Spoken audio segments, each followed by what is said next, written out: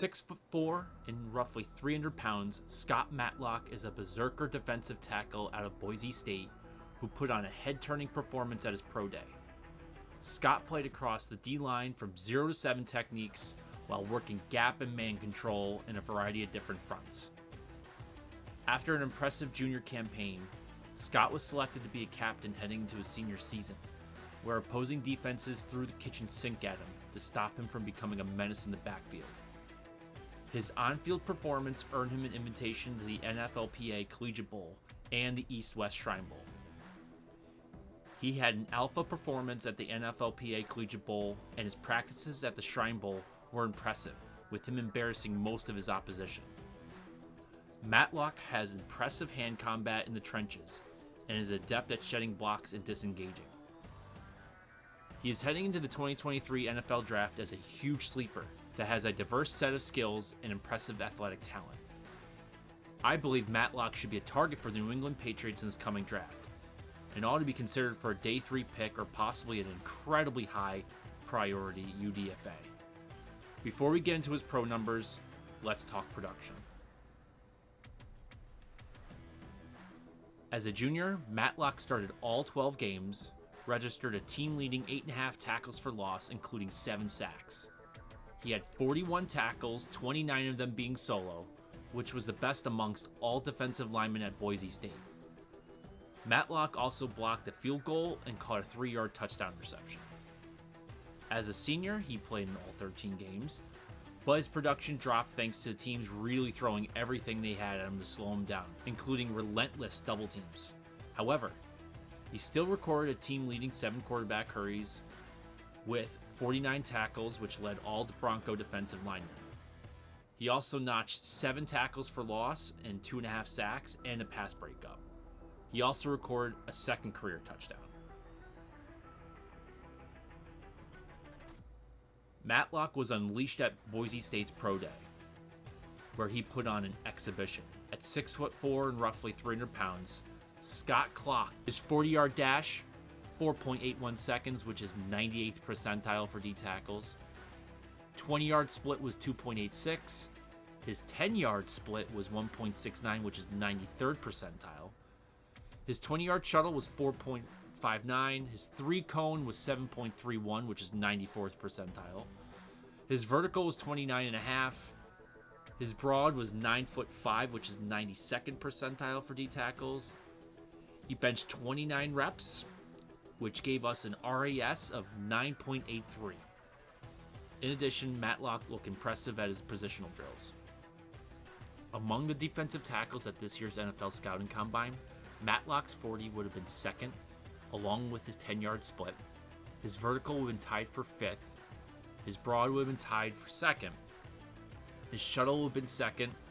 His 3-cone would have been 2nd, with Jalen Richmond beating him by 1/100th of a second. Scott's bench would have been tied for 3rd. It is also important to note that his 9.83 RAS is 2nd for defensive tackles, only behind Keon White, but ahead of Adebawari, Kalijah Cansey, and Brian Breezy. In addition to Matlock's athleticism, he is a touted leader at Boise State. Moreover, Scott played across the defensive front, being moved around to different alignments and variety of formations. Matlock's tape shows his ability to do just about everything on the defensive front, playing a range of techniques at a high level. Scott always seemed to execute what was asked of him, getting penetration, commanding a gap, containment, whatever.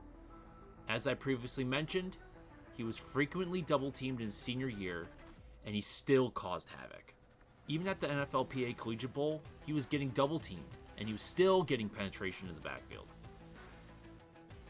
I have a few things that I really like about Matlock that is not evident on the stat sheet.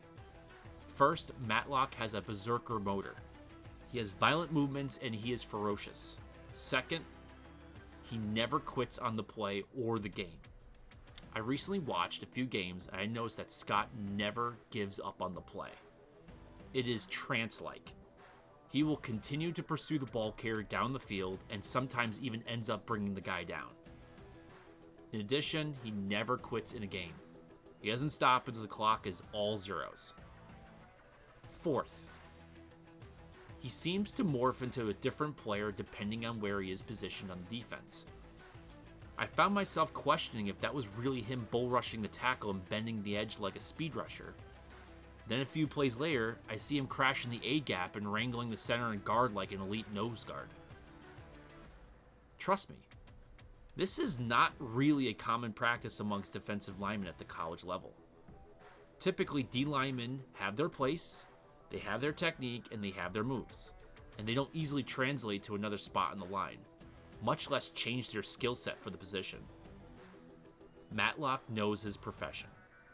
Plus, he has all the things he can't teach: the height, the speed, explosion, agility. Reminder, he has the second best RAS for a defensive tackle.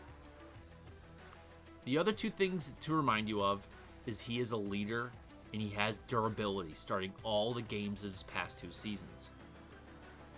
With this list of attributes and abilities, Scott could actually hear his name in the NFL draft.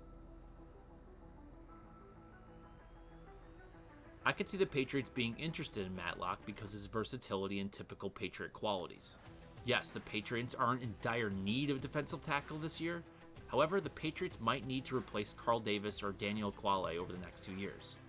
In addition, 2025's free agency class has just about every defensive lineman on the docket. Guy, Aquale, Godchow, Barmore, Mitchell, and Perkins are all up for a contract. Basically, half the defense will be up in 2025. My point is, having a guy like Matlock who can play in several positions on the line will help alleviate the need to find the perfect replacement for all those players in the next 2 drafts.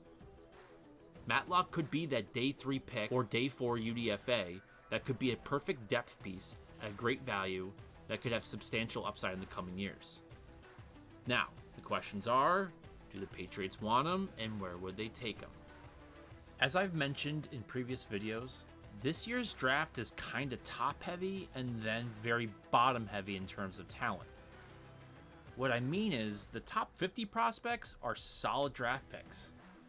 Then we start to fade to around 120, with huge swaths of athletes missing around 180 to the late 4th round, maybe even into the early 6th round.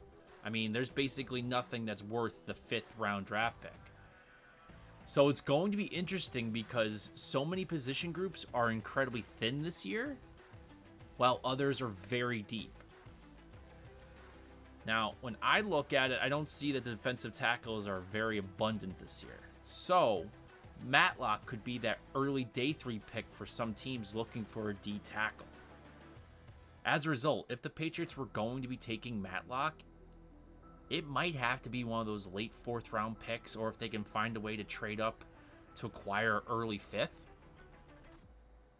I think he would still be a steal if we can get him at the 6th or 7th, and would be an absolute gift if you get him as a UDFA. I would love to see him in Foxborough, primarily because the countless testimonials of his leadership and how he is the highest quality of a teammate.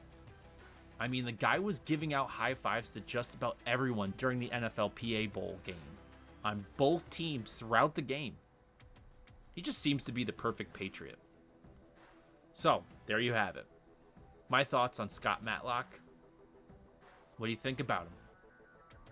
Should the Patriots draft him? Where should they draft him? Let me know in the comment section below. If you like my content, please like and subscribe.